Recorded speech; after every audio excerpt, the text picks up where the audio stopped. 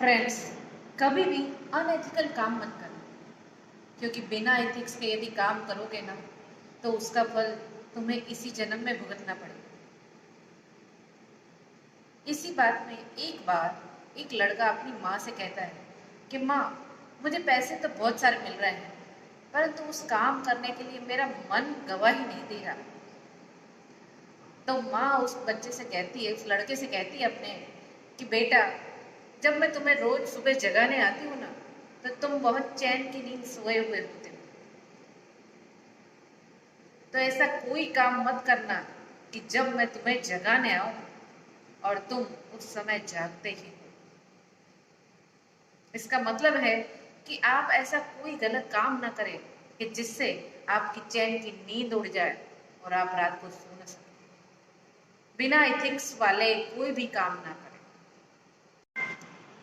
राजा जनक जी, जो सीता माता के पिता थे, उनको तो आप सब जानते ही होंगे। एक बार वह ऋषि याज्ञवल्क्य जी के साथ बैठे थे। तब उन्होंने ऋषि मुनि से पूछा कि हे मुनिवर, मुझे आप बताएं कृपा करके कि आदमी किसकी रोशनी से देखता है। तब ऋषि मुनिवर बोले कि आदमी सूरज की रोशनी से देखता है। तब जनक जी ने कहा कि जब सूरज अस्त हो जाए तब वो किसकी रोशनी से देखता है।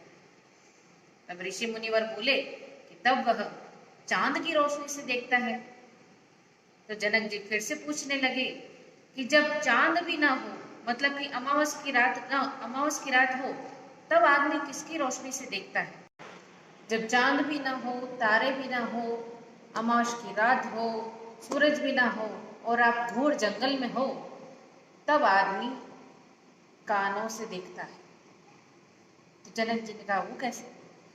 कि आप जंगल में यदि जाते हो, आपको घोर अंधेरा है, कहीं कुछ दिखाई नहीं दे रहा, लेकिन यदि कोई कहीं आपको दूर से आवाज दे रहा है तो उस आवाज की रोशनी में आप जाओगे, तो तब आप आवाज की रोशनी से देखोगे। तो जनक जी ने कहा कि यदि वहां पे कोई भी ना हो, अंधेरा हो, न चांद हो, न सूरज हो, कोई भी ना हो, तब आदमी किसकी रोशनी से देख सकता है।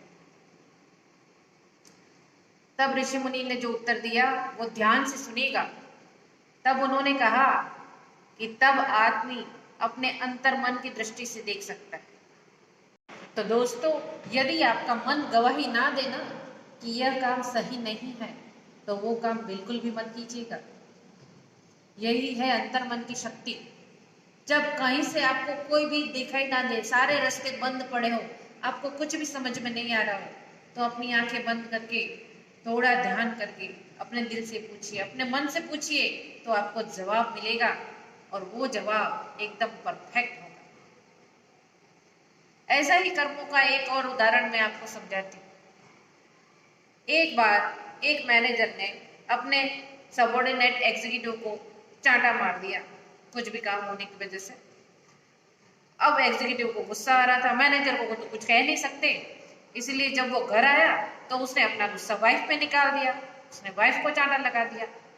वाइफ भी सामने चांटा मार नहीं सकती हस्बैंड को, इसलिए उसने गुस्से में आकर अपने बेटे को चांटा मार दिया। बड़े भाई ने अपने छोटे भाई को चांटा लगा दिया, क्योंकि उसे तो कोई कुछ कह नहीं सकता, उसने चांटा लगा दिया। छोटा भाई अब बड़े भाई को कुछ बोल नहीं सकता, तो गुस्से में बाहर निकला और एक कुत्ता था, उसकी पूंछ पे जोर से पग दे मारा और वो कुत्ता दौड़ा दौड़ा दौड़ा और दौड़ के उसने एक आदमी के पैर को काट लिया। और वो आदमी कौन था दोस्तों, पता है?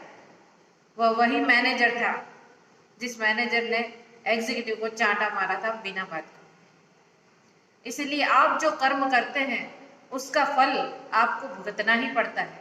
वो किसी भी रूप में आ सकता है, किसी के भी द्वारा आ सकता है।